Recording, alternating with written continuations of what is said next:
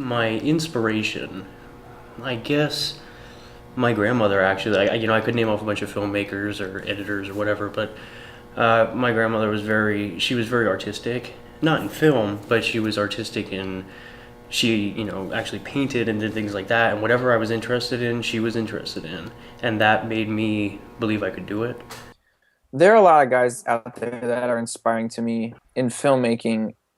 Roger Deakins' cinematography is beautiful every time. It's like watching a painting come to life. Like he captures images and is so good at framing shots that you know his cinematography work is inspiring to me.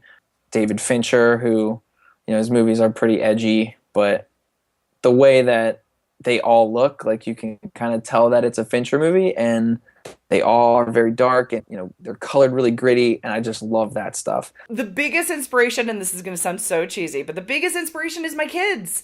I mean, they really are. I wouldn't have really put myself out there. I wouldn't have put myself on the line if I didn't have two amazing girls that I just want them to see that your dreams are not handed to you on the living room couch. Nobody comes to you on the couch and says, you know what? You've been saying you want to be a director for the longest time. Here's a movie. You can direct it. That's not going to happen. And for me, it's, it's to show my girls that, I have this job that I really love. I don't make a lot of money at it, if anything, because it's filmmaking, but I work really hard at it. And I've earned the place that I'm at because I don't give up. I learn a lot from different filmmakers all across the board. I'm always looking for new inventive ways that this medium can move forward. Steven Soderbergh, as weird as he is, I like some of the daring things he does. He made Bubble with local actors for on the cheap, and he released it in theaters and on DVD in the same day. Little revolutionary things like this, like, okay, good, let's see how this works out. And I should mention Robert Rodriguez. I mean, I did read Robert Rodriguez's book. He is amazing. Robert Rodriguez is his own animal. Let's just put it that way. I mean, what works for him is freaking amazing. And to have your own ranch and studio and do everything from point A to point Z is really cool. I know it's not me, but I find inspiration in it. The directors that really inspire me are going to be different types of directors.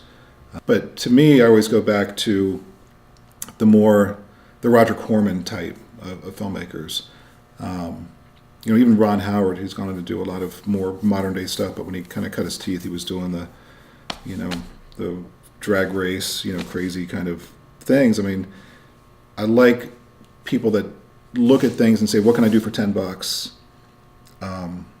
Versus people that say, I've got $100 million, Jim Cameron, who's a good director, but, if you've got that much clout and that much money, you can do almost anything you want. Then you're limited only by your imagination. And if it fails, you look terrible. Versus if someone says, here's $10 in a camera and here's two actors and a coffee table, make something work. And you can do that. You can actually make something compelling. My biggest inspiration is honestly Steve Gibson. I mean, he's a visionary, and he literally says, I think I want to do this, and then next thing I know, we're shooting a movie. It's pretty amazing. I mean, to watch it go from a sentence on a cocktail napkin to a short story to a full feature-length script, and everything in between. And he's a huge inspiration. I've never seen anyone accomplish so much so quickly with so little, and it's extremely inspiring, and it absolutely just keeps me going and makes me want to stay with it.